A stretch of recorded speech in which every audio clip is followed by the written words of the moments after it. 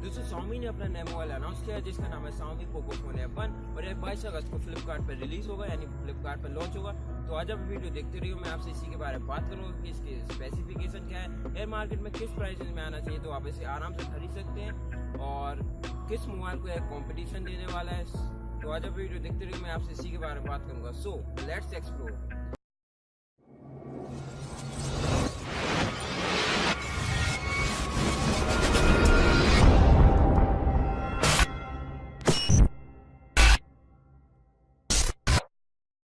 तो दोस्तों सबसे पहले हम बात करते हैं इसके फ्रंट से। तो देखिए आपको यहाँ पे 5.99 इंच की फुल एचडी डिस्प्ले मिल जाती है जिसका रेजोल्यूशन 1080 है, 1080x160 पिक्सल का रेजोल्यूशन है। और हम इसकी पिक्सल डेंसिटी की बात करें यानी पीपीआई डेंसिटी की बात करें तो आपको यहाँ पे 416 मिल जाती है। और हम इसके फ्रंट कैमरे की बात करें तो आपको यहाँ पे 20 मेगापिक्सल का फ्रंट कैमरा मिल जाता है जिसका बजट 2.0। अगर हम बैक कैमरे की बात करें तो आपको यहाँ पे 12+5 मेगापिक्सल का बैक कैमरा मिल जाता है जिसका अपर्चर है 1.8। और अगर हम इसकी बैटरी की बात करें तो आपको यहाँ पे 4000 mAh की बैटरी मिल जाती है जो कि क्विक चार्ज 3.0 सपोर्ट करता है। और हम इसके प्रोसेसर की बात करें तो आपको यहाँ पे स्नैपड्रैगन का 845 प्रोसेसर मिल जाता है, यानी क्वालकॉम स्नैपड्रैगन 845। और अगर जीपीयू की बात करें तो यहाँ पे जीपीयू को ADRENO का 630 मिल जाता है जो कि बहुत ही शानदार है इस प्राइस में। यानी अभी मैं बताऊंगा कि किस प्राइस में लॉन्च हो सकता है।